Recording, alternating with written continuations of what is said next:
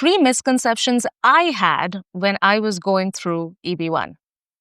Now, before anybody tells you, oh my God, you don't need a PhD to get EB1, bro, I had a PhD and I still had misconceptions. What do you mean?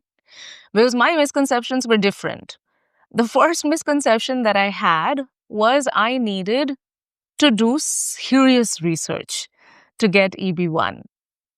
Because my consciousness or my knowledge was only limited to the exposure that I had. And at that time, the exposure to EB1 that I had was through a friend who used to do cancer research and got all these federal grants. And here I am, a PhD, but a social science PhD. Now, if you have watched The Big Bang Theory, you know the status of a social science PhD in the world of PhDs. We are struggling to maintain our status as a PhD. So I thought that, listen, this friend of mine, he does cancer research. He's getting all these federal grants, who has all these professor emeritus writing all these glowing letters about him. I am doing none of that. I am doing research on online dating. I am asking my students if they hooked up with the person they got a drink with last night. How unserious is this business? So I thought that, man, I'm not a serious enough PhD to get EB1. The second misconception that I had was the fact that I needed 300 citations.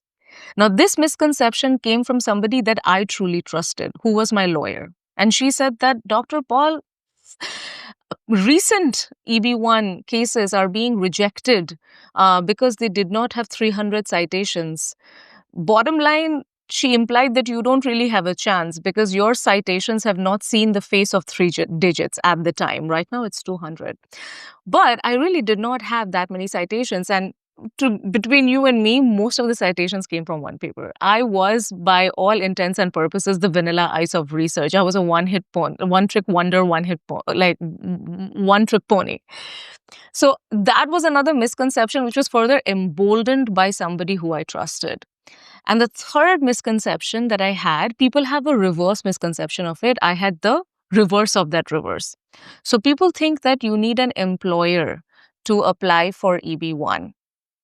You don't, because there is such a route as EB1A. For me, I did not really know there was such a route as EB1A. I thought you did need an employer. So because I was given the option of EB1B, that you have to go through your employer to get your green card.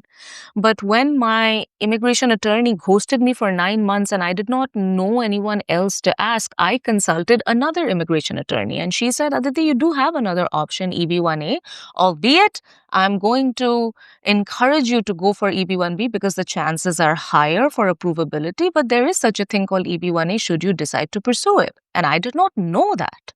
So my misconception came from the other way around. Most people have the misconception that you need an employer. You really don't. This is one of those green card categories that you can do it yourself, along with things like EB2 and IW. So those are the three misconceptions that I had when I started my EB1 journey. Of course, through my experience, I have realized that there's no such thing as serious work or like EB1 worthy work. Everything can be considered as EB1 worthy work if you can position it correctly. The other day, I saw a petition of somebody from Russia who is a hospital clown, like Patch Adams, who got his EB1. You're telling me you doing data infrastructure and modernization and AI and ML and construction work and pharma work are not eligible for EB1? Come on. Everything can be eligible for EB1 if you know how to position it well. So that's my first, get rid of the misconception. Number two is citations. Having greater citations is a good sign because it shows that your work is being utilized in the field and there's demand. But citation is that. It is an indicator of demand. There could be other indicators of your researches and your work's demand. If you are getting invited to places of high status repeatedly to share about your research, if your counsel is being asked by different media houses, if you are being asked by professors to come and host classes in their universities, all of them are indicators of the reach, the impact, and the significance of your research, all of which I had. But I had to discover and find out these sources of showing the impact and status of your work. I was not provided with this knowledge. I had to find it out for myself. I'm giving it to you voluntarily.